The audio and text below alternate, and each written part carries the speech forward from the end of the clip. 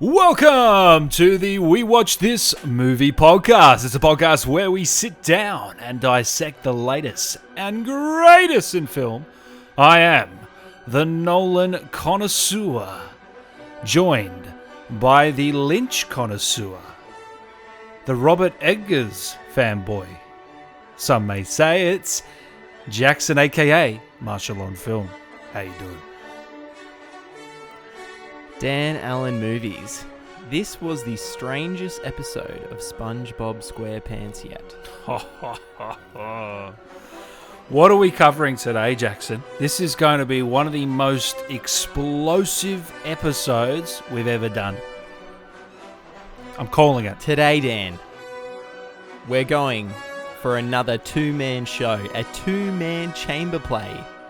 You and I are taking a boat out to nowhere. We're getting lost. We're getting trapped because this episode 29 of the We Watch This Movie podcast, it is finally here. Bust out the kerosene. It's time for the Lighthouse. The Lighthouse. Oh, we have been talking this review up for many weeks now. Both of us have very different opinions, and they're about to come ahead, guys. So if you do enjoy this podcast, we really appreciate you following us on Spotify, leaving us a 5-star rating on Apple Podcasts, and of course, subscribing to our YouTube channel, don't we, Jackson? Absolutely. And Dan, what's some exclusive content that our listeners can now find on the YouTube channel? We've got a bunch of new stuff coming. We've got mini episodes. We've got interviews. And one in particular is an interview with Zoom sensation, the director of Host, Rob Savage, which is coming. It should be out this week. So look forward to that, guys. And what a fascinating discussion that was with Mr. Rob Savage. We cannot wait for his new supernatural horror produced by Sam Raimi whenever we happen to get that one. But Dan, today we've got another supernatural horror, thriller, psycho, sexual movie to cover. But before we get to that, faithful listeners, it was a pretty big week to be a comic book fan and a comic book movie fan at that. Dan, what went down over the weekend? DC fandom, baby! Woo! What did we have? We had Wonder Woman new trailer. We had Black Adam. We had Snyder Cut, Shazam 2, Suicide Squad, and The Batman. Let's start off with Wonder Woman, Jackson. Are you excited for the film? Wonder Woman 1984? I am. I'll be honest, Dan. This trailer didn't do much for me. I was far more excited when we had that first teaser, that first release with the really cool remix of Blue Monday. I'm a huge dance music fan and huge New Order fan, so that really got me pumped up. And it'd be awesome to see, what's his name? Steve Trevor, to see him back in the fold in Diana's life. So look, Kristen Wiig in this movie, I'm not 100% sold. I'm going to be optimistic. We've seen some interesting performances out of some of these superhero films as of late, so I'm excited. If we're putting it somewhere on a scale of 1 to 10, you can probably put me at about a 7. I'm about the same. I'm very skeptical on Cheetah, Kirsten Wiig. Is it Kristen or Kirsten? I believe it's Kirsten. Okay. I'm very... I don't have a good feeling about her. She's usually in comedic roles, and this is a bit more serious. And the design of Cheetah, I'm just a little bit skeptical at the moment. But I know there's another villain in it, played by Pedro, obviously from the Mandalorian. Oh, Pedro Pascal. Correct. The Viper, Game of Thrones. That's it. So he's really made a resurgence. Not a resurgence, but a surge up the Hollywood ladder, I guess you could say, hasn't he? In the last, 3 or 4 years? Yeah, for sure. Let's hope he doesn't take a fall like Rob Pattinson's character in The Lighthouse. Next up, we have the Snyder Cut. Jackson, you haven't seen Justice League, but we got Nor will I see it until the Snyder Cut drops. We got some new footage, and all the shots I'd never seen. I didn't even realize that this Snyder Cut will not have a single Joss Whedon shot in it. How is that possible? Because he apparently... How is that possible? He apparently shot 5 hours worth. Apparently had a 4 or 5 hour edit before he even came in. So there's enough. Oh, you mean footage Zack there. Snyder had a 4 or 5 hour edit? Yeah, Wow. before he even came in, and then they've also done reshoots and other stuff. So it's going to be a 4-parter, Jackson. 1 hours each episode. Did you know this? No, I had no idea. This is going to 4-hour movie. 4 hours, 4 episodes. So we got 4 reviews, mate, coming. I cannot This is believe going to this be guy. a blockbuster event. If Well, you I thought can't wait. if you thought the ultimate cut of Watchmen was long, prepare yourself for this. Have you seen the Ultimate of BVS? That's the one I tell people to watch. Don't watch the theatrical. Batman vs Superman Ultimate Cut. Solid stuff, mate. Listeners, I don't think a $200 paywall on our soon to be coming Patreon could get me to watch BVS again, let alone the theatrical or ultimate cut. But 4 hours of Justice League, look, without having seen the original, it's going to be one hell of a ride. So yeah, that'll be on HBO Max next year. 4 episodes, 1 hour long, and I'm looking forward to the new direction. But the only thing is, I didn't like Suicide Squad. Sorry. I didn't like Suicide Squad. But I didn't like Freudian slip. I didn't like Got your head, Justice mate. League. I didn't like Justice League. And I don't know if it can even save the film. So it'll be interesting. Really? I thought everyone loved that movie. Definitely not. Black Adam, starring The Rock. Vikarth put it, my co-host on the PS5 Central podcast, small plug. Plug. He said, he put it perfectly. It's Dwayne Johnson plays The Rock in Black Adam. I feel like he's overstepped his fame. Like, I feel like he's a meme now. Do you see what I'm saying there? Isn't that what happens when you achieve like triple A-lister Yeah, status, though? correct. As a celebrity, so He's just like, so famous. Consider Leonardo DiCaprio. The guy is a walking meme, and who cares?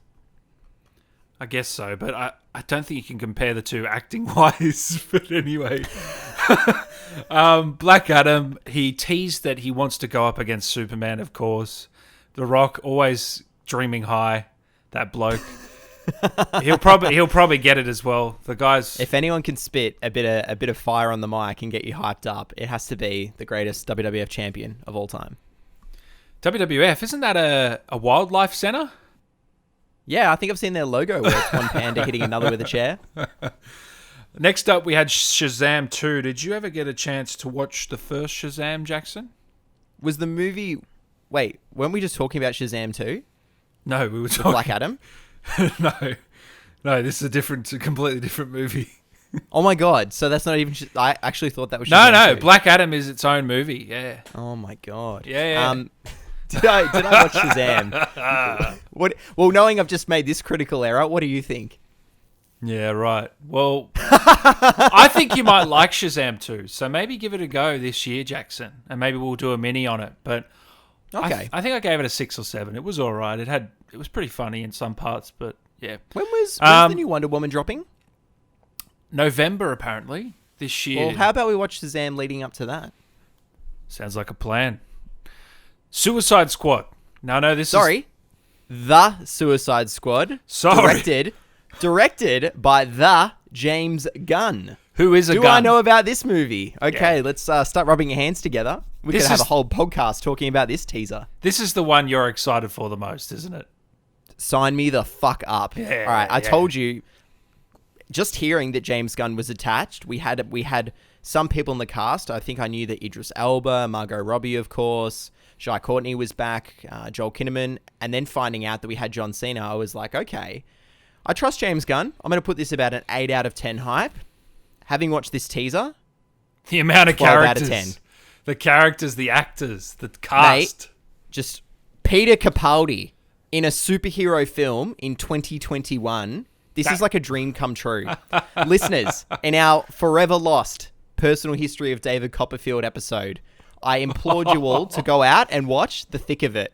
In the last week, I have finished 4 seasons of The Thick of It. It's probably like 20 or 30 hours of listening to Peter Capaldi just absolutely school people in politics and just insult people in ways you could not possibly believe. The guy's just a Scottish nightmare. And now the universe has rewarded me with this teaser where he's going to play Thinker. I'm stunned. You know he's only going to have He's only going to have one line in the whole film. And you know what? It's going to be the best line. Dan, you're making it sound like there's too many new characters, too many actors. Didn't we get a whole brand new cast in Guardians of the Galaxy? And look what that did. Yeah, you're right. If anyone can do this, it is a visionary comic book director, James Gunn. And listeners, you want to go check out some of his work? Go watch Romeo and Juliet. Someday, Dan, we'll cover that for a mini-sode, and you are going to love it. Did he direct that, or did he write that? Well, he was AD, okay.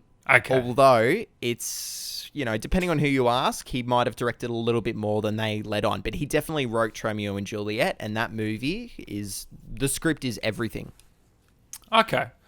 So, yeah, I'm really looking forward to Suicide Squad. Sorry, The Suicide Squad. I'd noticed that thank you. Idris Elba is not playing Deadshot.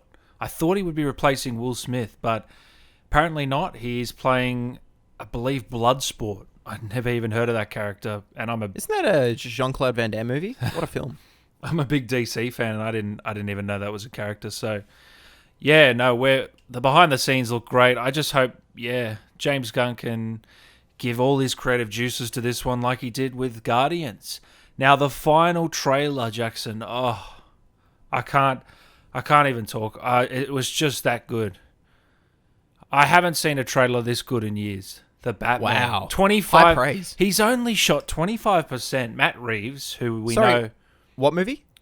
The Batman. Wait, was there a trailer for a new Batman movie? Oh, wait, you haven't seen it? What have I missed? Dan, you've just come to get me off this remote island where I've been working as a lighthouse keeper for, has it been 5 weeks, 2 days? Help me to recollect it. Jackson, I'm going to play it for you right now. Let's get a live reaction. Now, our faithful listeners, as we queue up this trailer here for me to watch for the first time, you don't need to listen to us type away and listen to the next 2.5 minutes. How about we go forward through time to when I've watched it? Editor, hit the button.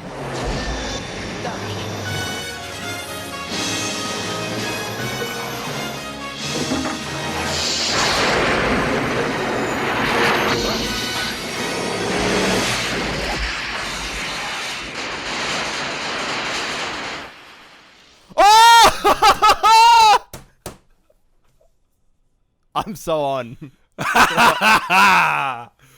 If there are any Rob Pat doubters out there, they are gone. Jackson, what did you think of that incredible trailer that you just watched for the first time? It wasn't bad. Who am I kidding? My God, if Suicide Squad is a 12, that's about a 15 out of 10. Holy I was moly. getting 7 vibes. Brad Pitt, Morgan Freeman, very detective-like, very grim, dark. You know how Nolan, obviously I love those films, but they're very... Really? Who's that? Never very, very, very cinematic. He actually makes sense bringing him up for this one time. What are we not seeing again this week, Dan? Oh, Tenet. Yeah, Nolan's Dark Knight, they're very cinematic, whether they've gone the right approach here, I think, going really grim, dark, violent approach, which is what we want. Because I thought it was a little bit too campy. No, Ben Affleck's, it wasn't campy, but I guess it was a little bit lighter, wasn't it, than the last few? Well, you haven't seen the Justice League, but anyway. No, but I can definitely speak for Batman vs. Superman, which kind of felt too gritty, and it was too self-serious. Yeah, exactly. And it's hard to tell from the footage we've seen here, but it fits. We've seen this superhero in how many movies now, but it is like a unique spin. Yeah. And even if Rob Pattinson might be channeling Tobey Maguire from Spider-Man 3 with some of that hair and eye makeup, you know what? You know what? Sign me up. Because this guy, okay, Rob Pattinson, Dan, between the following films I'm going to read out, Good Time, High Life, The Rover, and The Lighthouse, where does Rob Pattinson rank for you? Rob Pattinson is on a massive run right now. 2 of my most anticipated films of the last, I don't know how long he's in. So he's doing something right. This is, honestly, after watching this trailer, I don't like to get too hyped over trailers, but after seeing that footage, this could easily be a 10 out of 10 film if they get it right. No, seriously. From me, anyway. I'm sorry, mate. It's true. This could be... for a Batman fan like me, this is a dream come true. Anyway, I've said enough good things. Rob Patterson. I don't have anything negative to say. You've been on a Rob Patterson binge. I mean, you love the guy just as much as anyone. I know. Look, I'm on a mission here. Every movie that he spanks the monkey, you bet I'm going to go and watch it. And in a few weeks, listeners, I wouldn't be saying that online. Someone is going to clip that in 100 episodes from now. I know. And it's like our excellent editor will probably take care of it for our next little video clip promoting this episode in a few weeks' time. Listeners, we have coming up another Rob Patterson film, The Devil All the Time. We're going to be covering it in a few weeks. I'm pumped for that, but... Dude, he's in everything. I forgot about that. Oh my God, the guy's in everything. He really is in everything. Oh my God, he's on fire. We've got a Charlie Kaufman film coming up in a couple of weeks. I'm thinking of Ending Things, another Netflix release. God, it's just on fire. Even though we're stuck here on stage 4 restrictions and Victoria has just been declared another state of emergency for 12 months, we aren't slowing down. All right, it's time. Doodle, let me go. The Lighthouse. How long have we been on this rock? 5 weeks? 2 days? Help me to recollect.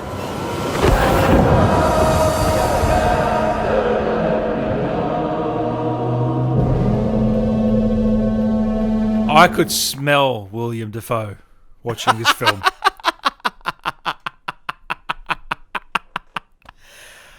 Dan, it's been a very busy week in news for Mr. Robert Eggers. What have we got announced? What? Tell me. Well, not only have we found out that his next feature, an Icelandic medieval film, The Northman, has now started shooting photography way up north, but we learnt some of who the cast are going to be for that movie. Who's involved? Unbelievable cast. Nicole Kidman, William Dafoe, Alexander Skarsgård, Anna Taylor-Joy.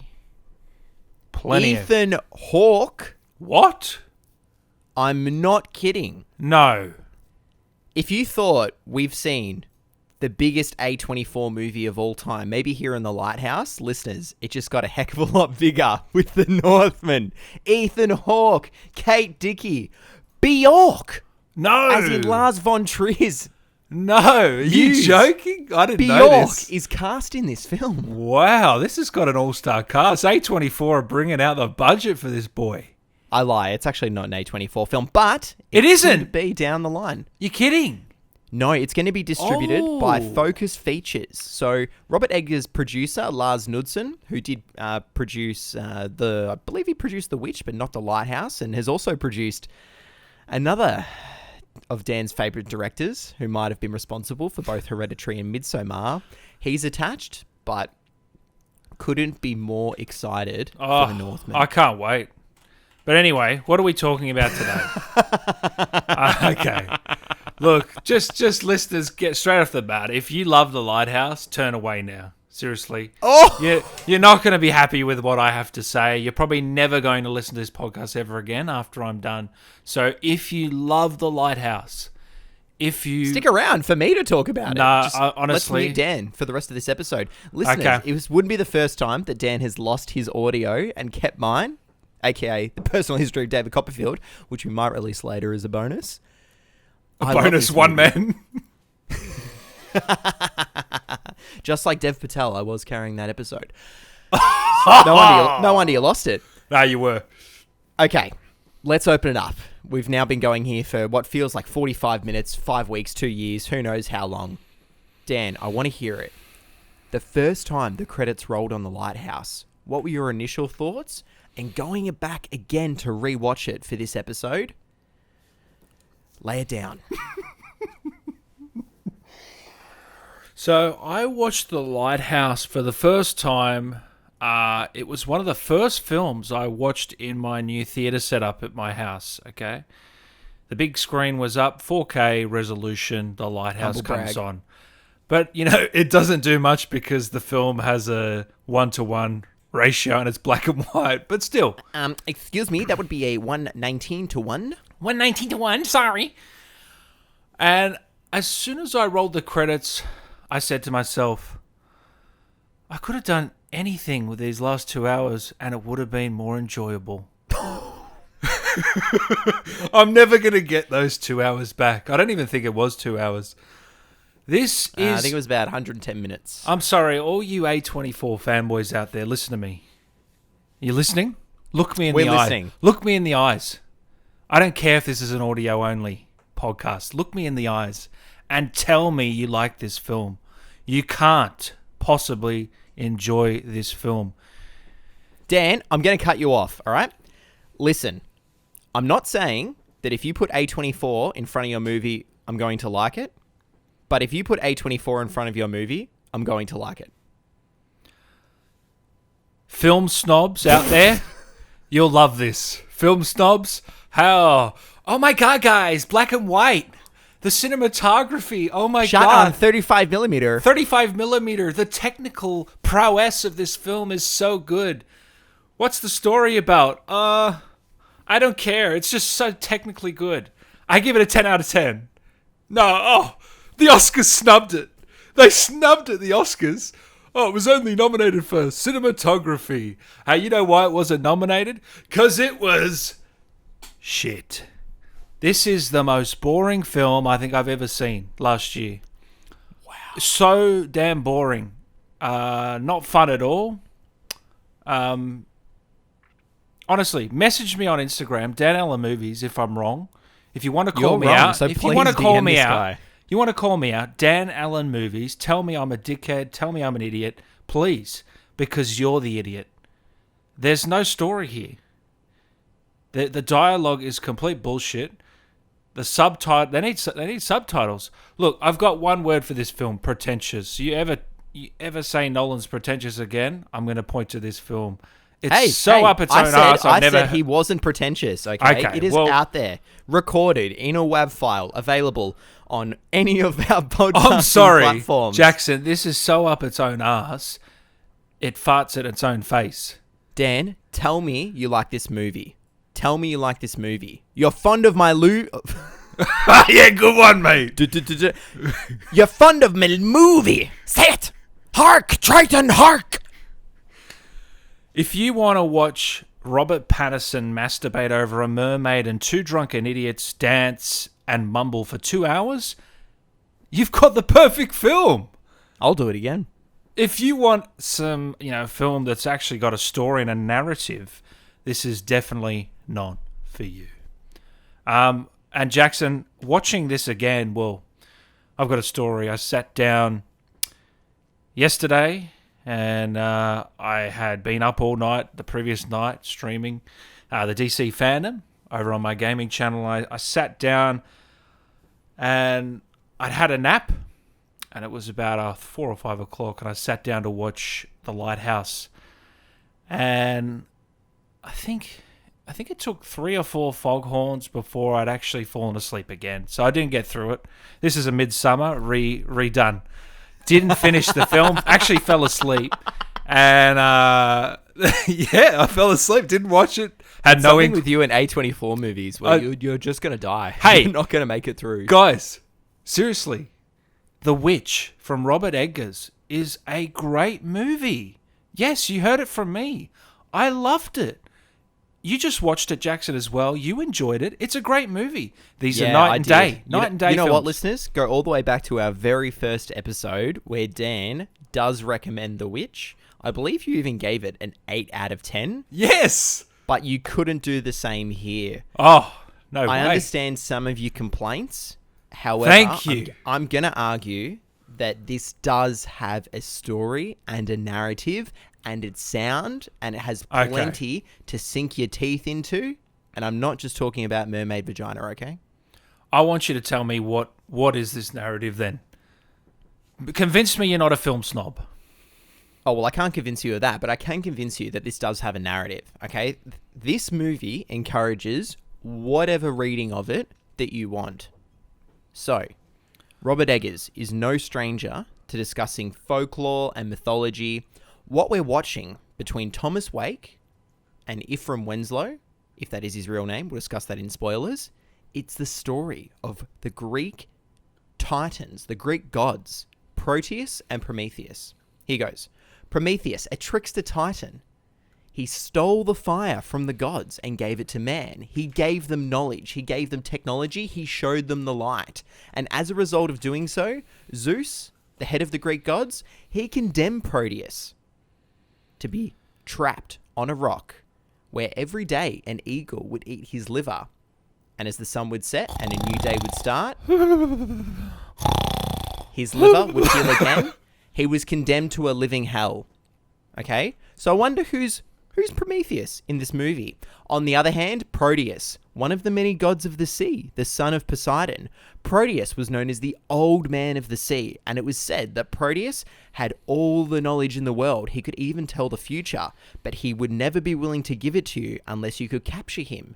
Proteus was also famous for being a god that would change many shapes, but he'd often take the shape of a half man, half squid. Top half man, bottom half squid. When you consider that and some of the imagery in this movie, you get the idea that what we're watching is something ethereal and celestial. And there's something here about the nature of man and pride and wanting to find knowledge, seeking that higher purpose, that higher power. And what happens when you get it definitely isn't what you bargained for. And when we see here, Rob Pattinson, Ephraim Winslow, what happens to him? Pretty insane. And you know what? The 109 minutes leading up to the conclusion, I loved it. My first rewatch, Dan, you said you had a story where you couldn't last, 15, 20 minutes in, by the third foghorn you were gone. I watched this movie. I was lucky enough to see it in Australian cinemas. It played for one night here in Australia. And how many people were in the theatre? Just you? Very funny. Well, I was doing a cross-country trip from Brisbane to Melbourne, moving back down. I took a 6-hour detour from Sydney to Canberra. Did ya? To watch this movie. I did. Oh, wow. I bought tickets to this movie on the day. I bought the last ticket to an exclusive screening. It was in Canberra. A packed house. Not a spare seat in the How many people walked theatre. out? Not one person left. Throughout the entire 110 minutes, which it felt like about 3-4 hours. And I'm going to say that's a compliment because I was gripped. I was hypnotic. I was absorbed. Okay. Not one person said a word. There might have been one or two nervous laughs with Willem Dafoe farting, but with the entire place in silence, it was one of the best movies. You know why they were in silence? They were actually asleep.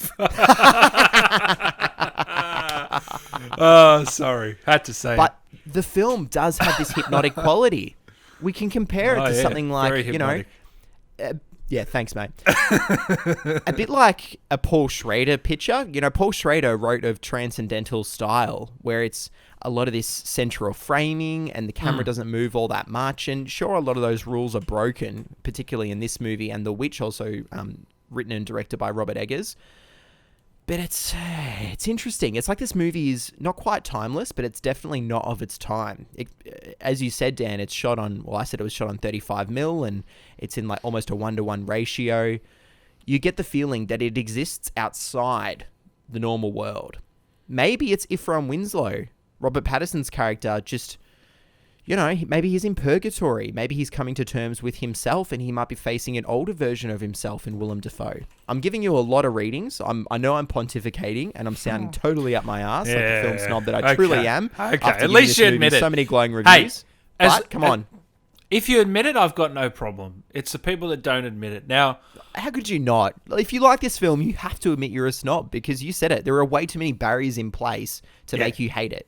Now, I'm probably not giving you the respect you deserve with your opinion, you know, snoring. You never do. Snoring and cutting you off. I have to say, the mythological elements that you're suggesting here, there's no way anyone could pick that up upon a first viewing, I don't think. So that you can't say that makes for a good story. Same with the purgatory. Yes, once you think about it, you can get those ideas floating in your head, but it's so open-ended to a point of so snobbish. Like confusion? Yeah, of confusion. Complete confusion. There's no... I understand he wants to leave it up to the interpretation of whoever's watching, but there needs to be some sort of narrative. You can't have it that open-ended. It becomes boring. I always tell people the Lighthouse should be a short film. It should be a 10 to 20 minute short film. I probably would have given it a high rating because it... Maybe if it was just like one of those big dialogue dumps from Willem Dafoe. We can go into that later, but Okay. there wasn't... See, this is billed as a horror, isn't it? As well as a drama? Like I've got here on Wikipedia, the most reputable source, other than us, of course, psychological horror thriller. I guess so. I guess you could call it a psychological It's hard to call it thriller. either of those. Yeah, you could even call it a comedy, the amount of farting and stupid shit they do. But that's part of why I love it. On this second watch, Dan, I knew that'd be I thought the this reason. was hilarious. Like even at some of the darker moments on a second watch, when you do know what's happening in some of these tense sequences, I was laughing out loud, and it knew how ridiculous it was. You can't tell me that Rob Pattinson throwing a bucket of shit into his face straight out of The Big Lebowski isn't one of the funniest things you've seen. Well, do you know the backstory of how he would get into character for this film? Please lay it on me. Sometimes he'd punch himself in the face to get into the role, right? Of course. Hang in with me. He would drink the rainwater between takes from the roof. He would spin around in circles. He would stick his fingers down his throat to make himself gag. And at one point, William Dafoe's looking at Robert Eggers going, he better not fucking throw up on me. That is dead set out of the horse's mouth. This is legit. This is the sort of stuff that went on in set. Would have been fascinating to be on set. I know they had a lot of problems with lighting. This would have been hell to shoot. It would have been shot on an island, right? Yeah, they actually, I believe the Lighthouse was built for the set. Correct me if I'm wrong, but I know they had a lot of issues with lighting because it is black and white, and they struggled with lighting at the shoot. They had to use 8K lights and all sorts of things to get it going. So, again, the technical aspect is incredible. Really like that part, but it only takes me so far. There needs to be more to it. Now, what really bogged it down, besides the mumbling, where I could barely understand them, and I'm not the only one. I'm sorry, but there's no way you could understand everything they said, Jackson. Is that the amount of bodily fluids, farting, it's just very hard to digest all of that in such a You wouldn't want to digest all of that, that's for sure. Maybe if it's... Even if maybe the short film, 30, 40 minutes might have been better, but 1.5, 2 hours of this, it just becomes so boring by the end. And I know a lot of people that say they didn't make it through this. A lot of people. And I know even more people that turn it off after the first 10, 15 minutes. It's hardly conventional. We compare it to Robert Eggers' First Picture, which certainly isn't a mainstream film, but it's a lot more conventional narrative and a lot more conventional feature film than this is. So, listeners, if you turned it off, I can't hold it against you, but you really did miss out. And Dan, the fact that you turned it off a second time, you missed out big time. Do you think you got more from it the second time? Tell me what you did get from it the second time. Absolutely. What did you get? The second time, I was able to pick up on the homoeroticism a lot more. It's definitely weaved into it on a first watch, but on a first watch, because it is so tense at many moments, and as the plot unravels, I know you're saying there's not much, but there certainly is. Plus, the first time, while it's an emotionally distant movie, especially on a second watch, you're not as wrapped up. The first time, you are Robert Pattinson. It's his view, his perspective. You trust everything that he says that's going on from his POV. The second time, not so much. So I was able to kind of get into what are some of the other aspects, what's going on with the mermaid, what's going on with the seagulls. But Dan, what is going on with this movie? For our listeners who might be thinking, holy shit, I'm half an hour into this episode, I've got no idea what the fuck these guys are talking about. What's the synopsis? We didn't even do a synopsis, did we? We haven't even done a synopsis. You said it was going to be heated and explosive, and we've definitely gotten carried away. That's when we know it's been a good episode. The synopsis gets out of... How long have we been obsessing? Has it been 5 weeks? 2 days? Let me recollect it. Our excellent editor, I want you to hit the foghorn, hit the music. Here goes. 2 lighthouse keepers try to maintain their sanity whilst living on a remote and mysterious New England island in the 1890s. And that's all you really need to know. Oh, you're not making a case for the story. You're not making a case for the story. With the homoerotic elements, is that when they get a little bit too close and there's some silences, or where does that really step in? The 2 men wrestle, and at different points they both get naked. I also want to point out, okay, we might be skipping ahead into spoiler territory. There is a brawl. There is a fight. Listeners, if you don't know what kind of movie you're getting into here, there's going to be a brawl between these 2 men. I'm sorry, you have no idea what you're signing up for. There's a fight. Rob Pat wins, spoilers. As he's winning, he gets up. He's standing over Willem Dafoe. He's got a big handful of his own junk, like he's showing off that he's the alpha male. He's dominant, and he's now got this massive erection as a result. Plus, in my own research, I found out A24 begged Rob Eggers to delete shots of erections and full frontal nudity to save this from being an NC-17 rating. Yeah, I heard that. I heard he wanted the lighthouse to be shown and then cut to an erect penis. That's how fucked up this guy is in the head. Well, how is the shot of the lighthouse flipping on its head? The movie flips on its head, but so does this giant erect penis. This whole movie is just 2 men trapped inside a giant penis. How is it not homoerotic? This is a psychosexual horror film, if there ever was one. If anyone hasn't seen it now, they're probably very well not going to see it now. Like, there's so many... You might say they've been turned on. There's so many things that are just, like, disgusting. Whether it's him farting, the semen, the seamen, the mermaid. There's just so much that can turn you off here, let alone the black and white boxed-in ratio. My God, there's just... If you want to talk about unconventional, this is, like, the most unconventional film you can ever watch. So it's right up there with the David Lynch film. I tell you what. I like experimental films. I wanted to like this going in, like I said, but it just, at least with a David Lynch film, there's something to grip onto, Jackson. There's a cohesive story in there somewhere to unwrap. Maybe there's elements you can unfold and different themes, but there's a story there. This is more about the themes and there's no story. See what I'm saying? Yeah, I see what you're saying, Dan. I feel like you missed something. You've watched this film twice now.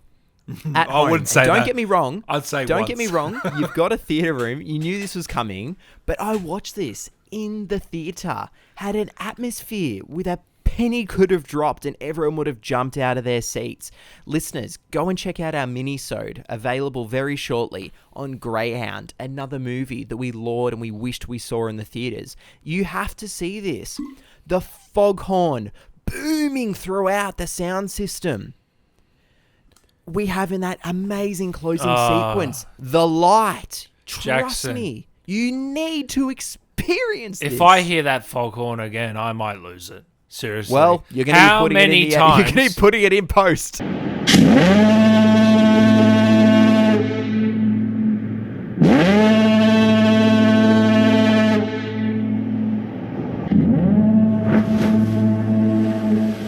How many times can they play it? I actually like the sound design and the soundtrack that came in.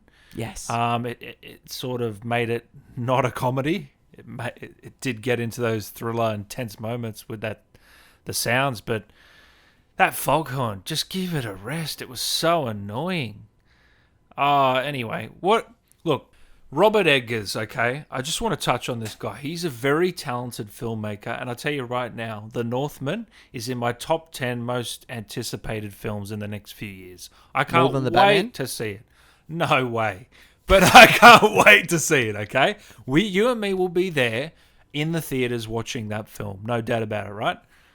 And I loved The Witch, really enjoyed it. But you can't blame me for not enjoying this. He's definitely talented. He's got everything we need for a great director, and I'm sure he'll have an illustrious career.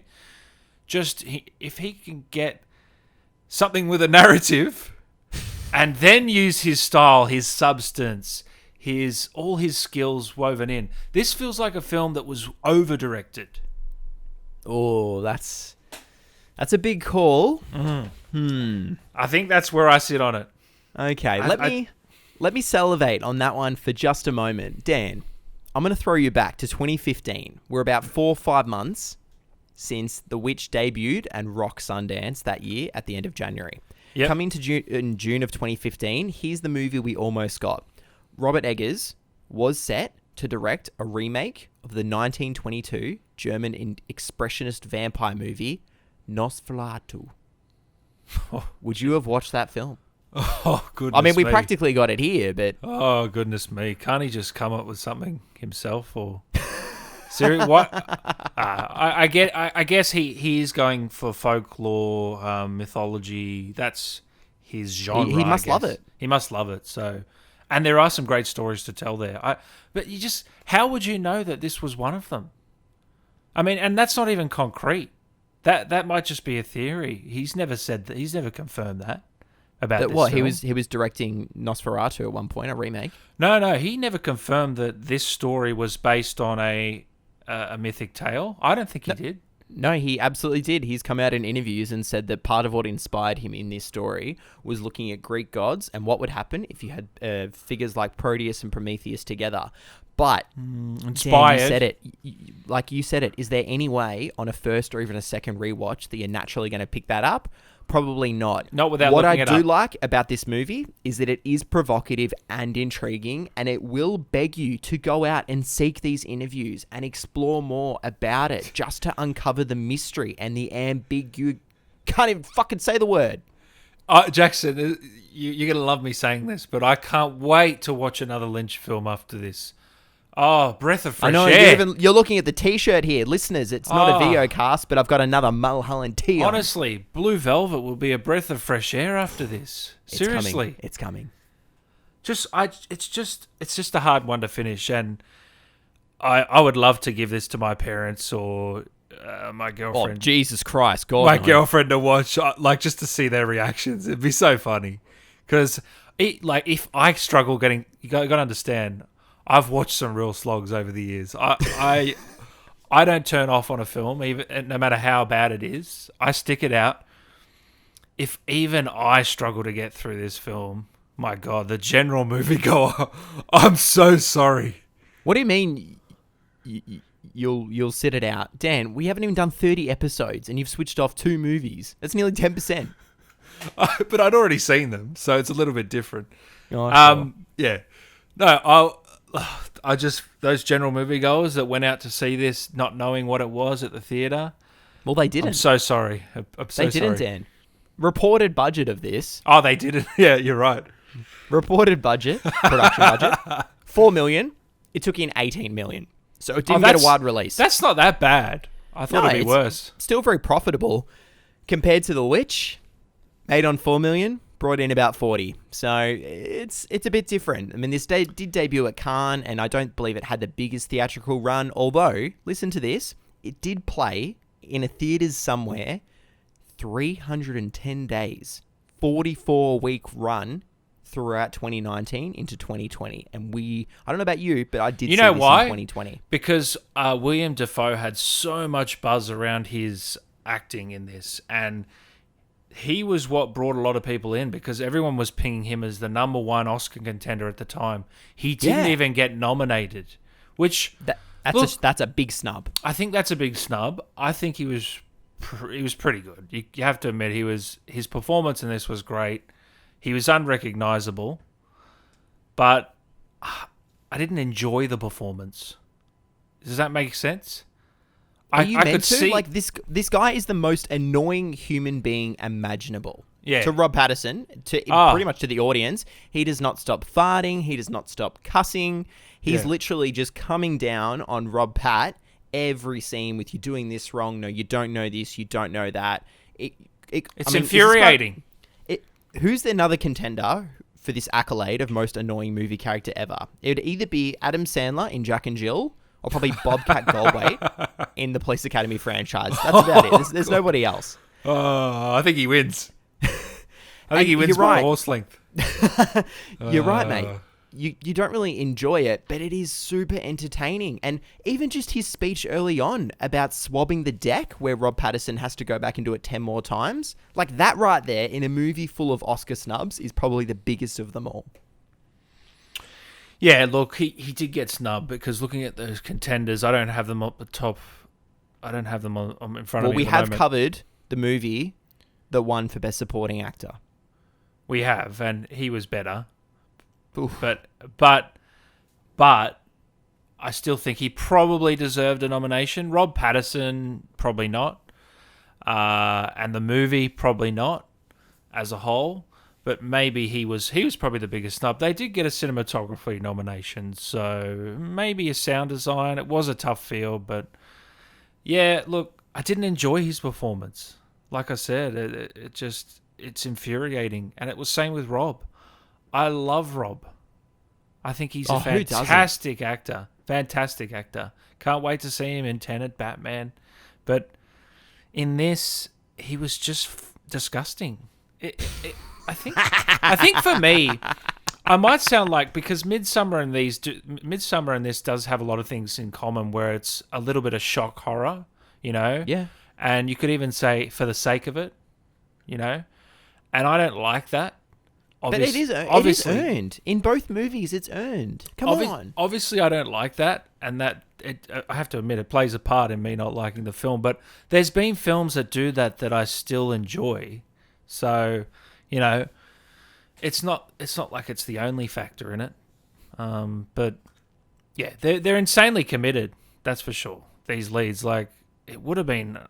I can't imagine the shoot, what it would have been like. These two, like, they probably would have got annoyed with each other. Oh, it would have been complete hell. In fact, I managed to do some research here, Dan, and read that up until after the shoot had taken place and they were doing press, they hadn't even really had a real conversation. I mean, Willem Dafoe was practically method acting during rehearsal, and Rob Pat apparently doesn't do any rehearsing. He just goes in there for the first take, wants it as natural as possible, which is absolute insanity. Look, Dan, we've gone on about this movie without talking about any spoilers, and you might not claim there's much to spoil. I'm going to say otherwise. Let's get stuck into it. Spoiler alert. Okay, here it is. Unreliable narrator. There, I said it.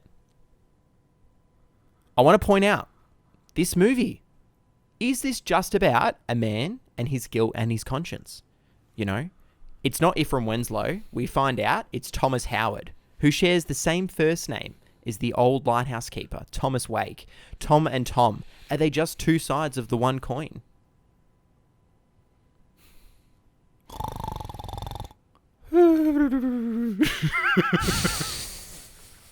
I'm sorry, Jackson. I'm so sorry. I'm not giving you the respect you deserve on this episode. Not at all. I'm so sorry. We want to give our listeners something unique. What do you want me to say? I don't care. It's that simple. I don't care. I'm sorry, bro.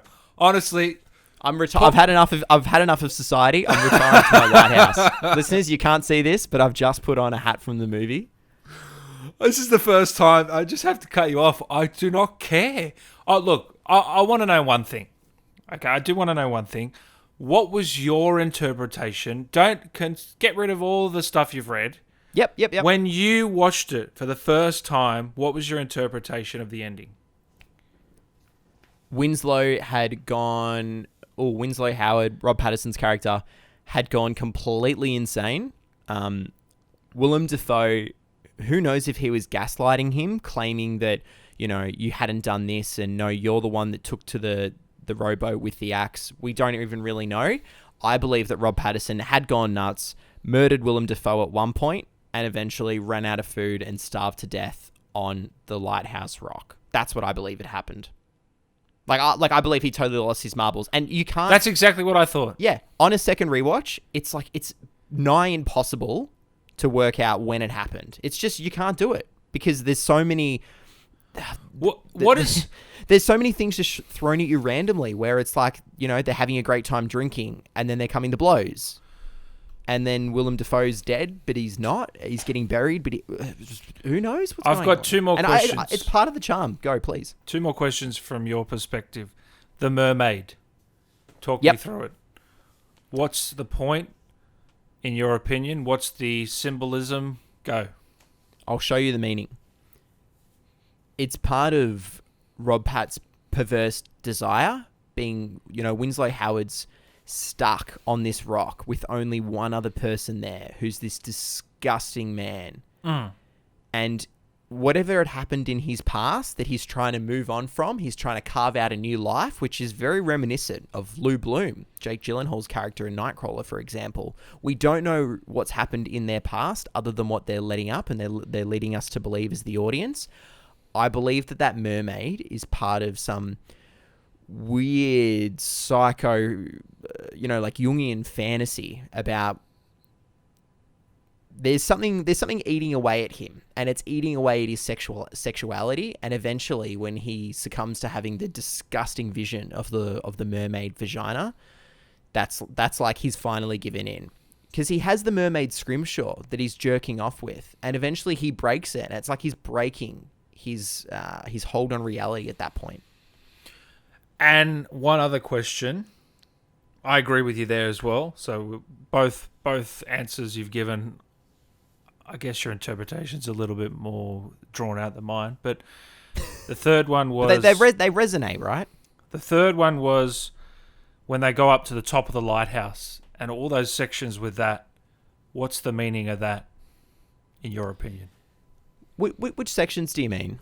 Talk me through this for our listeners. What you're deliberately referring to, because there's many different sections. Well, you got to understand, I didn't get through it. So the last time I watched it was a year ago.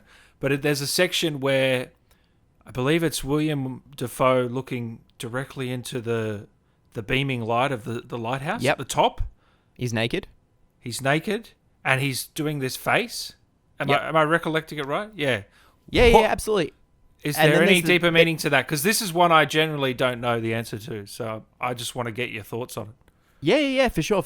So, for me, Willem Dafoe naked in front of the light, or the scene where Rob Pattinson's character, Winslow Howard, whatever you want to call him, makes his way up to the top of the lighthouse, and he sees these tentacles, and then there's this cum, and Willem Dafoe's having this crazy, insane orgasm. It's part of it is like... I want to say it's like the Oedipus complex, where you equally kind of, you hate your father, you're jealous of them because there's someone better than you, and it's like because they have this higher knowledge, this higher power, and they're going to hold that. You feel like they're holding it above you, but really it's just all up here. It's your viewpoint, it's your perspective, and I feel like that these are visions that Rob Pattinson's character Winslow and Howard is seeing. And because he sees Thomas Wake as this man that he secretly aspires to be, he's going to see him as this crazy kind of monster that's keeping away the knowledge and the power and the secrets from Rob Pattinson. Right. Okay.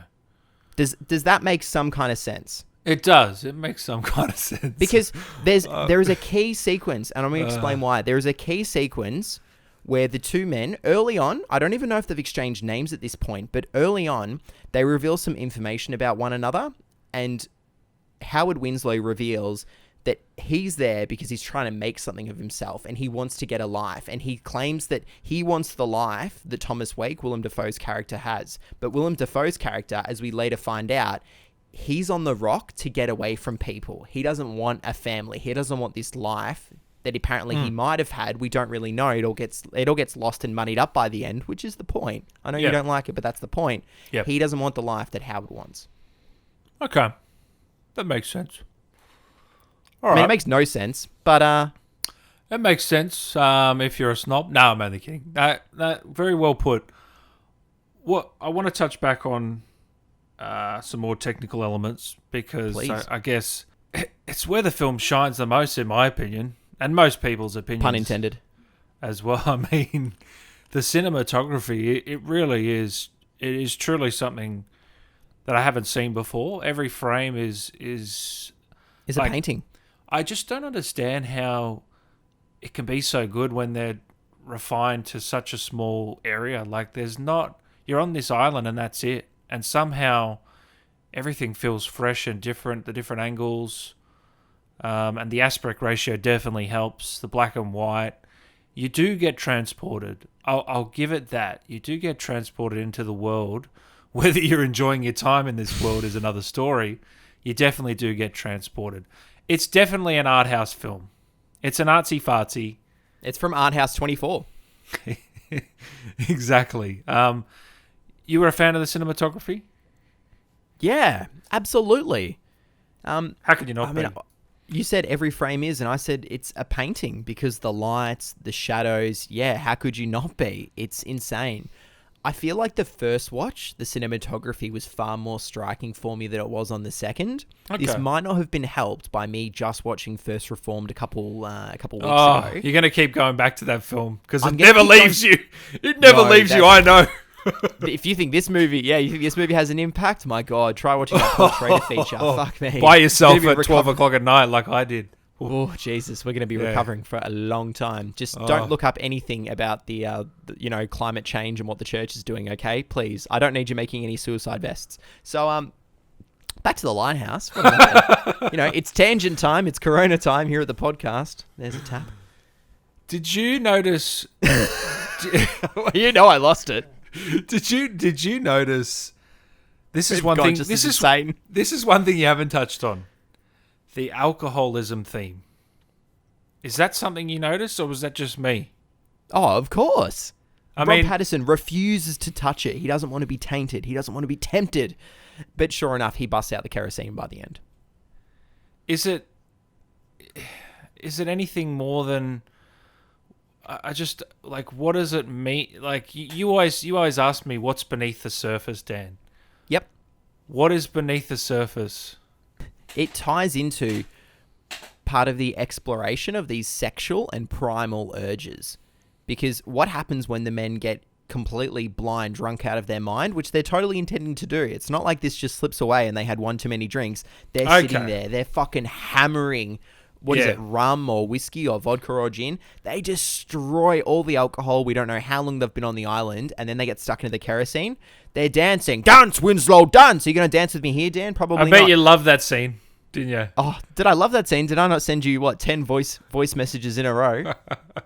You were loving that scene. Absolutely, because by that point, they've just totally given in to whatever comes naturally to them. That's another part of the charm of this movie, because it's man stripping away at everything that holds him back from being what's true. It's like these two men at the start of the movie, whether it's one man or two, they come out of this fog, and it's like they've entered another world. They're on this rock to be judged. For whatever has happened in their past, they're here to be judged. And again, maybe it's just one man being judged. And he's hiding all the secrets, not Howard hiding from Wake, it's Howard hiding from Howard. Yeah, well, there's no stranger that sexual fantasy, masturbation, alcoholism are some of my favorite things. Are some of Jackson's favorite themes in movies. I don't know what that says about you, Jackson. Look at his shirt right now. What shirt have you got on, Jackson? Tell him. Blue. Mulholland Drive. Oh, it is too. I couldn't quite see it. I should have known by the faces. Rookie error. I know. Where'd you get that shirt again? This is from an awesome clothing brand, which we probably should have as a sponsor, listeners. Rucking Fountain. Ooh, they got good Nolan shirts?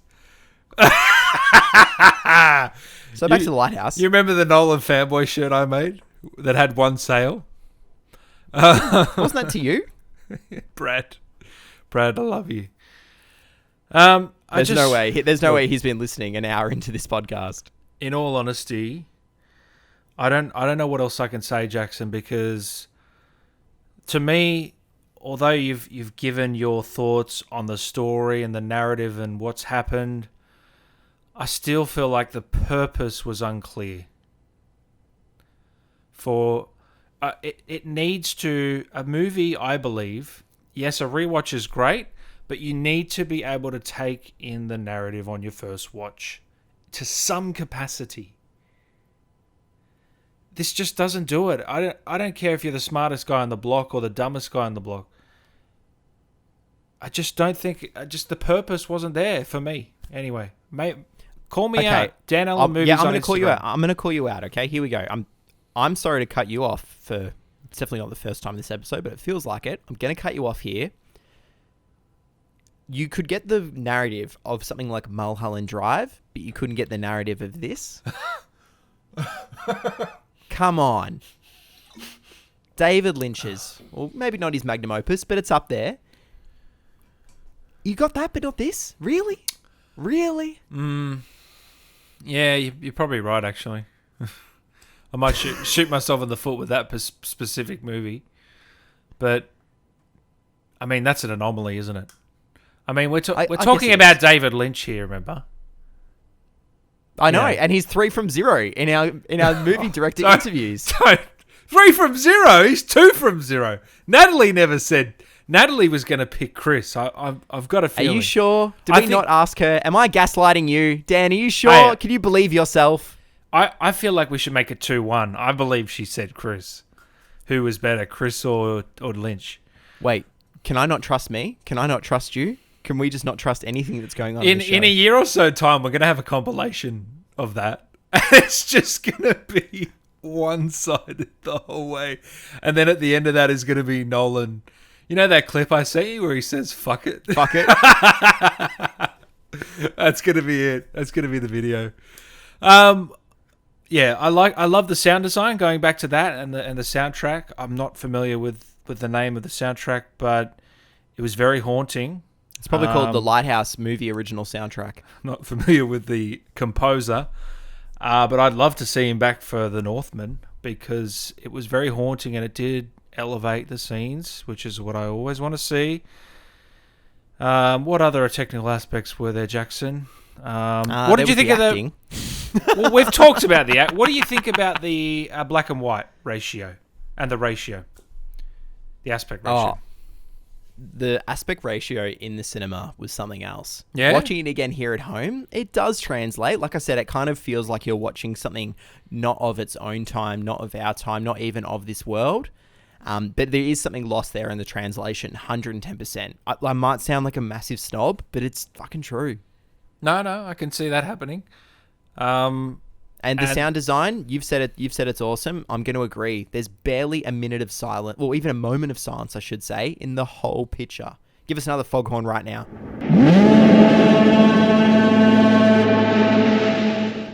And the black and white? I mean... yeah, it did it. It did it for me. Light shadows. Willem Dafoe's face as he gave that big hark rant. Hark, Triton, hark. Come on. Pitch perfect. Right, in fact, that's probably why he was a contender for an Oscar nom. Before we get into your ratings, the Jackson's ratings segment, I got one more question. Does the genre of comedy get placed into this film in your eyes? Because you said you were laughing out loud. Yes, 100%. There's too many just abstract farts. Rob Pattinson throwing shit in his face. And you just have to laugh. And a follow-up to that, does that detract from what the film's going for? Because I believe it does. I don't think so. Because it rewards on a rewatch. Because you're just as entertained. You're still swept up in this descent into total madness that, like, on a first time, I wouldn't be surprised if you laughed, but definitely on a second time, because it gets so ridiculous. The movie knows it's lost up its own ass, and it's totally self-aware of that. When we go from Willem Dafoe destroying the boat, then trying to blame Rob Pattinson for it, then they just about kiss. It's like a crazy 5 minutes, maybe the craziest 5 minutes in all of 2019. You have to laugh. Okay. Jackson, hit the music. Jackson's ratings. IMDb Rotten Tomato, audience score, and Letterboxd. You're definitely using that cue. I know. You're not even going to put the real one in. Okay. Well, explosive episode has just about summed it up well. And we're going to have some polarizing opinions here in the internet movie community. Let's kick things off. IMDb, here goes. It's had nearly 119,000 ratings. In fact, Dan, at the time of recording, it's had 118,666 user ratings on IMDb. You heard it, 666, the number of the devil, the number of the witch. Wow. 7.5 out of 10. 7.5. I can't go on this side again. They've let me down twice in a row. Rotten Tomatoes. Certified fresh. It has a tomato meter. We know they're all film snobs. 90%. We know they're all film 90% of snobs. critics gave it a fresh rating. It's had an average score from those critics of 8.04 out of 10. And if you change that from all critics to top critics, it just goes even higher. You're laughing. It's had 300. It's had 371 critic reviews. You've this never is like huge territory. You've never been able to not get through this segment without laughing, but this is the one that's got you. Oh, I know I'm just slowly breaking you piece by piece, and you're going to come at me here with an axe. Jack Torrance, The Shining style. I cannot wait for it. If we weren't in isolation, there's no way I would have survived this recording. Oh, no. All right, so 90% tomato meter. Well, we wouldn't be fighting naked. Oh, maybe we would. Audience score. I'll just wait till we'll wait till one of us goes to sleep. Audience score. Oh, 72% of audiences. Who are these people? Who are they? Gave it a rating. Give me their addresses. 3.5 out of 5. Give me their phone numbers. Average score of 3.79 out of 5. It's had just shy of 2,000 ratings. So it has provoked discussion. I don't believe it. Go on the internet and talk about it. You're making it up. You have to fucking believe it. No, you're making this up. This is the first time you've made the stats up. I don't believe you. Go on, what's the letterbox? This will be ridiculous. Here we go. Letterbox, 5 out of 5? Come on. Listeners, I'm going to caveat this. It is an A24 film, okay? Dan doesn't like the A24 fanboys. I said it. You put A24 in front of your movie. We're going to like it. Well, I mean, I called myself a fanboy. Didn't I call myself an A24? I mean, some of the shit I say, guys, please take it with a grain of salt. We are... Are we a comedy podcast? I mean, we feel like we are. We're probably not. It's a complete shit show, so I hope someone's laughing. Exactly. Dan, it's been seen by almost 292,000 users on Letterboxd. It's had 114,000 likes. And its score out of 5 is 4.1. Oh, God. I'm going to have to delete the app. Hold on. I'm getting it up now. There goes that sponsorship deal. I'm deleting the app. That's ridiculous. What's Tenet at? Hold on. Hopefully Tenet's a little bit higher than that. Let me just check. What would you say? 4. Here's where we play some elevated music. 4.1? 3.6. Tenet 3.6. Yeah, delete. Sorry. This has been deleted. We won't be mentioning them again. 4.1. Okay. Look. Damn, what did you say Tenet was at? 3.6. 3.6. Anyway, look. We know Letterboxd is filled with the A24 fanboys, so, you know, that's no surprise. IMDb, I'm a little bit shocked. What I will say about that is all the normal people in the world didn't review it or even watch it because it was so boring. So if everyone was forced... In all honesty, imagine if everyone was forced to watch this film and rate it. Imagine the score then. Could you imagine if this was taught in school? Oh, God. We'd have some weird people. I know. They'd end up hosting their own movie podcast. Yeah, their name would be Jackson and Dan.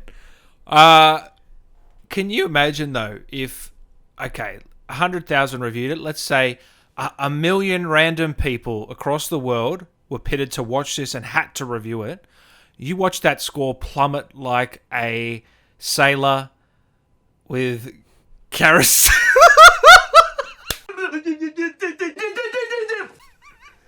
Oh my god. Anyway, That's we've gonna gone be- crazy. that's a We knew. cue Look, if we ever knew. heard one. We knew we'd go crazy at some point, but it's only a matter of time, Jackson. Where's the mermaid? Dan, COVID's got us. We've just got cabin fever. I Where's knew the this. I kerosene? knew this would be the best episode. I knew it would be. Jackson, I don't have much else to say. Get your pile of notes out and give me everything else you've got, because you got nothing? I think it's about time we got off this rock. All right, you want me to kick us off? Kick us off. Listeners, here goes. Is this going to be our most polarizing final rating segment to date? If you thought a 4 from Dan and an 8 out of 10 from myself for Midsommar was nuts, get ready for this. The Lighthouse. I can't wait to post this review again. I can't wait. For me, The Lighthouse is going to get a 3 out of 10. Woo! Horrible is my rating for The Lighthouse. 3 out of 10, horrible. I didn't like the film. 9 out of 10 mermaid scrimshaws. 9 out of 10. No, you're joking. Jack, give us your real rating. I'll delete this in the edit. Okay, here we go. This Jackson, deserves a peg higher than Midsommar. I was doubtful going into the second rewatch that it was going to get there, but I had so much fun with it that it's getting that next rung up. This, for me, is on the same tier as Casino Royale, as Prisoners, as Inception. I've stated my case. Guys, for the last hour and a half, I've stated my case. I'm tapping out. Here at the We Watch This podcast, we're actually looking for a new host to co-host the show with me. Please send your applications in to Dan Allen Movies on Instagram. We're looking for a vibrant host. Possibly. And listeners, I'll be starting my own podcast, All Things A24. Oh no! Hey, I'd listen to it. Probably only last 10 minutes before I fall asleep. But good one, Dan. There you go. So 3 and a 9. That equals a 12. So that's going to be a 6. God, you're lucky you got away with a 6 out of that. Far out. I mean, you had to shoot high to get that up. That was nearing a 5. Mate, I was aiming high from down below, if you know what I mean. You're not going to be happy with putting that 5 up. You are not going to be happy when you post that 5. Well, I won't be happy with a 5 because I'll be putting up a 6. Sorry, you're not going to be happy putting up that 6 at all. Because I'm taking it. That's a win in my book. Is it? Okay. A 6 is a good movie. Oh, That's 6 is that's not th- a that's 6 is 3 not a out good of 5. 6 on my scale is average. An average film. Well, luckily, we have 2 podcast co-hosts here, and it's not a one-man show. It's a 2-man chamber play. Hey, look, if this was... Hey, can you go back? Can you get The Lighthouse, bring it into your editing software, cut it down to 20 minutes, send it to me? 10 out of 10. Seriously, it could be a 10. Listeners, what you're going to hear right now is me doing some digging and searching, looking for a 5 minutes scene of Willem Dafoe giving a speech. Here goes. Because that would be a much better film. And I've said it so many times now. And please, if you do agree with me, there's someone out there that's normal, that isn't an A24 fanboy. Please call out to me. Send me a message. Give me a beacon of hope. Flash that light of the lighthouse in my direction. I'm a lonely boy on a boat by myself, stranded, heading towards an island. Now, listeners. Anyway, I don't want to get too copyrighted striked, Jackson. For me, it's going to be a 6 out of 10 overall. The We Watch This podcast, we've finally covered The Lighthouse. This is going to be a tough episode to beat. This is going to be a real tough episode to beat. Wow, I can't believe we've got more heated here than we did for Inception. I thought that was truly the peak and pinnacle, but here we are, just 29 episodes in. How are we going to take this any further? I have no idea. Jackson, before we head off, our classic segment that everyone loves. You've put me through torture, and you're probably going to do it again. It's our classic segment. It's... Do we have a name for it? We do have a move. All right. It's time for the movie challenge. All right. Now, seeing that we just watched Rob Pat and William Dafoe, why don't I give you a William Dafoe movie and you give me a Rob Pat movie? How does that sound? Dan, it sounds fantastic, and it's never sounded better. And I'm going to give you a film that I know you haven't watched. I watched it. I'm not going to spoil what I thought about this film just yet. The film came out in 2017. It had critics flawed. Metacritic had that at a 92. It's sitting at a 7.6 on IMDb after 90,000. And guess what? It's an A24 picture. It's The Florida Project. Oh, A24, I've got to stop bending me over just for 1 week. My God, what have you done to me, Dan? This is majority kids in this movie, but William Dafoe, I would say, is the lead here. Okay. As Biggest Bobby. Biggest name? Definitely the biggest name, and puts on a fantastic performance. So let's see you watch that this week. What do you got for me? I'm excited. Well, Dan, I want to give you Rob Patterson from a couple years ago. No, it's not The Rover. No, it's not Good Time. You're going to be watching Claire Denis' first ever English language movie. It's a sci-fi film. It's High Life. Dan, all I'm going to give you about this movie, it's the anti-Interstellar. And everyone knows I gave Interstellar a 10 out of 10 and loved it. So that doesn't sound good. Have you announced that here at the show that you gave that a 10 out of 10? Yeah, I'm announcing it. You heard it here first. Now, Jackson, I'm a bit concerned. Dan, I'm going to cut you off. The quote, Cooper, we're docking, it's going to take on a new life of its own after watching this. Jackson, I looked at a review and I don't even know if I want to say it, but this is what it said. 4 out of 10, Seaman Stellar was the review. So I'm not looking forward to it, but, you know, we'll see. It'll make for a fun podcast, I guess. You're such an old curmudgeon, you know. Soon you're going to be telling me to sweep the floors and swab the stains. Honestly. Look, it's a sci-fi set in space, so it might have some redeeming qualities. It is a survival movie as well, isn't it? So surely there's got to be something there for me. Survival's an interesting take. Look, tell me there's something for me to grip on, Jackson. I will make it through. Hey, we already said who the lead's name is. Robert Pattinson. Oh, it's A24, isn't it? Oh, no. It could be great, or it's either going to be great or it's going to be shit. I think I know what it's going to be. I hate you, Jackson. We're going to have I really hate you. We're going to have a new recommendations list on our letterboxd, and it's going to just say A24. Oh, no. A24. The funny thing is... You know you've got the mark of quality when it has about 10 different production companies involved, but I will say it's going to be an interesting... But seriously, when you've got a production house, or is that what you call A24? Distribution, yeah. But there is a certain kind of movie. You've said it. There's a certain kind of movie, but the fact that, like, literally, it's either one way or the other with their films. It's either going to be awesome or it's going to be crap, in my opinion. I know a lot of...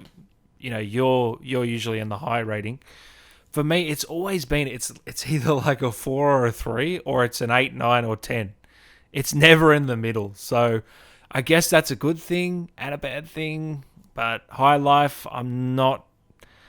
I don't know if I'm even going to get through it, Jackson. So don't hold it against me if I don't. But looking at these first reviews, Jesus, please. Unlike the Lighthouse, don't watch this one when you're on the verge of taking a nap. Don't try and binge this at midnight just before we start recording. Give it the time of day. That's all I ask of you. Okay. I want to hold off my review as well. All right, now one more thing. Is Shaney? Can Shaney get through this? And I know your answer already, but I want to hear you say it. Shaney, your girlfriend, who also doubles as an excellent cook and handyman. Yeah. Sure, why not? And a handyman. Yeah, recently. She will. You think she'll get through this? I don't think Shaney, so. if you're still listening 90 minutes into this episode, She's not. just know I've got faith in you. Yeah, I wouldn't have faith, trust me. I wouldn't be listening. She doesn't make it through the most easy to watch films, let alone these. Anyway, all right, High Life, and we're going to be watching The Florida Project. And I'm watching The Jackson, Florida Project. You're watching High Life. Come on, 30th episode next week. Cat's out of the bag. Another milestone. We're going to do a Q&A soon as well. Not for the 30th, but we will do that soon. But Jackson, 30th episode, what's the movie? Come on. People are waiting for this one. This is huge. Listeners, we are staying in 2019 for maybe just a few more weeks. We haven't seen too many new releases. We can't go to the theaters to see a certain Christopher Nolan movie. So instead, it's an Academy Award winner. It's from a director you might not have expected to make such a dark and twisted film, but it is quite the actor. We are watching a DC film. We are watching Joaquin Phoenix in Joker. Yes! Woo! Oh, I can't wait, Jackson. This is the one I've been waiting for. My favourite film or worst film of 2019. I think it's obvious, but I can't wait to get into it. Joker next week for the 30th episode. Jackson, you've seen it in theatres once before? I've seen it in theaters once before. And that's it. So this will be your second viewing. Let's see if it holds up for you. This will be my fourth or fifth. You said holds up? Maybe holds down. We'll find out next week. Jackson, it's been an absolute pleasure. Where can listeners find us? Well, hopefully they don't find us dead getting picked up by seagulls on a rock somewhere, because we certainly feel like we're gonna be lost after this crazy maniac murderous episode. Listeners, if you've Listeners, if you're picking up what we're putting down, you can find us at We Watch This Podcast on Instagram, Facebook, Letterboxd, Twitter, even on TikTok. You can find at Dan Allen Movies on all of the aforementioned social media platforms. You can find myself at Marshall on Film, followed by an underscore on all of the aforementioned platforms. We'd love for you to follow us on Google Podcasts and Spotify. Rate us 5 stars on Apple. Hit subscribe on our YouTube for exclusive content. Send us a DM. Give us a shout out. Whatever it is, we love your support. With that, I'm at Marshall on Film. He is General Movies. And we are out of time. See you next week for Joker. Thanks for listening.